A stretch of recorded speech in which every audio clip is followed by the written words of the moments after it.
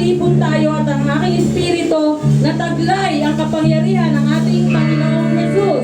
So, sa umagang ito, pasimulan po natin ang ikalawang yugto ng ating gawain para sa ating Panginoon. At tayo po ay magbatian habang umaawit ang worship team.